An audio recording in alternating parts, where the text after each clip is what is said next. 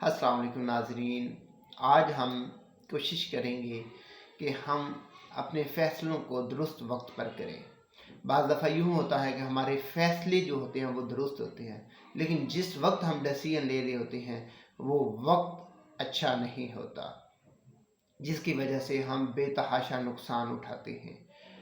तो ये बात समझाने के लिए मैं अपने एक करीबी सुनार की दास्तान आपसे शेयर करूँगा। एक सुनार जब उसका इंतकाल होता है तो उसकी अहलिया जब घर का निज़ाम संभालती है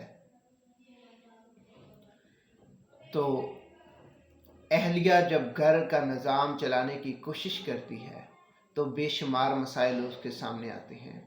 बिल आखिर वो तंग आकर ये डिसीजन लेती है कि मैं किसी से भीख नहीं लूँगी, मैं कोई सदक़ात खैरात नहीं लूँगी, मैं अपनी बाइज़्ज़त ज़िंदगी गुजारूँगी और अपने बच्चों को हलाल रोज़ी कमा कर खिलाऊँगी। ये डिसीजन जब वो लेती है तो बिल आखिर उसे मजबूरन वो अपना कीमती हार फ़रोख्त करना पड़ता है जो उसके खामद ने उसको तोहफ़े के तौर पर दिया था, जिसके अंदर हीरे लगाए हुए थे। हीरे और जवाहरात से वो सोने का बहुत बड़ा हार जो उसने अपनी अहलिया के लिए तैयार किया हुआ था, आज वो अहलिया जो है उसकी बीवी यानी कि फ़रोख्त करने पर मजबूर हो जाती है। जब वो फ़रोख्त करने पर मजबूर होती है तो वो अपना हार निकालती है, अपने बेटे को देती है, कहती है बेटा ये हार अपने चचा की दुकान पर लेकर जाना, इधर उधर किसी के पास ना लेकर जाना, ताकि वो इसकी अच्छी कीमत आपको दे दे। ऐसा ना हो कि आपको छोटा समझकर, बच्चा समझकर कोई सुनार ये कीमती हार तुमसे वैसे ही ले ले। अच्छा, जब वो हार लेकर अपने चचा के पास जाता है तो उसका चचा उस हार को देखने के बाद कहता है बेटा इसकी मार्केट अभी डाउन है, अभी मार्केट के हालात ठीक नहीं हैं, आप इसको घर में रखें और अपनी ज़रूरियात पूरी करने के लिए ये पैसे ले जाएं और अपनी ज़रूरियात को पूरा करें।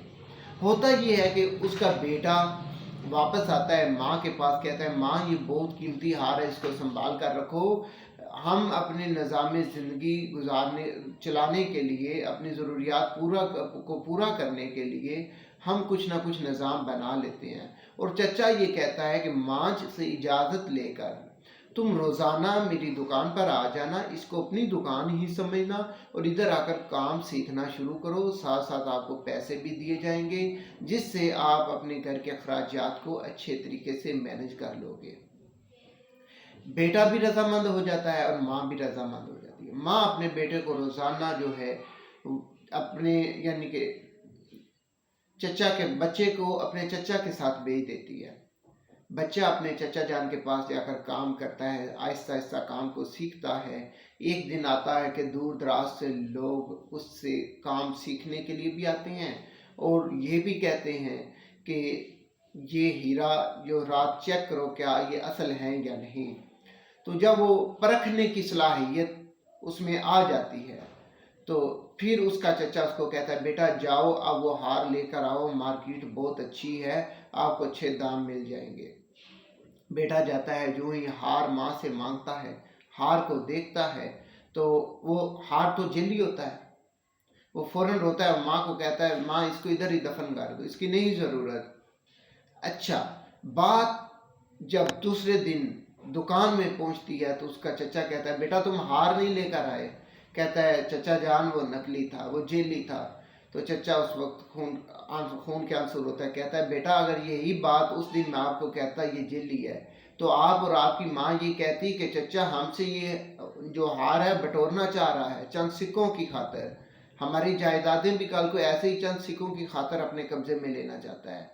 उस वक्त वो हार आपका नकली था तो मैंने इसलिए आपको कहा ये हार ले जाओ। आज जब तुम खुद परखने की सलाहियत रखते हो तो तुम उसको खुद दफन करके आ गए हो। इसलिए अगर उस वक्त उसका चचा उसको ये मशवरा देता बेटा ये हार नकली है तो बेटा कभी ये बात ना मानता। उस वक्त बेटे की माँ यानी कि भाभी उसकी ये बात कभी ना मानती कि ये हार नकली है, लेकिन जब बेटे ने परख लिया तो उसने मान लिया कि ये हार वाकई ही नकली है।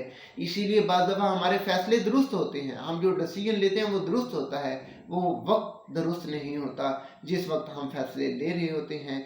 ऐसे ही हमें सब्र व तहम्मुल के साथ जहाँ हम दुरुस्त फैसला करने की कोशिश करते हैं, वहीं पर हमें ये भी कोशिश करनी चाहिए कि हम वो फैसला क्या दुरुस्त वक्त पर ले रहे हैं, क्या उसका मौका और मुनासिबत दुरुस्त है जिस वक्त हम वो काम कर रहे हैं।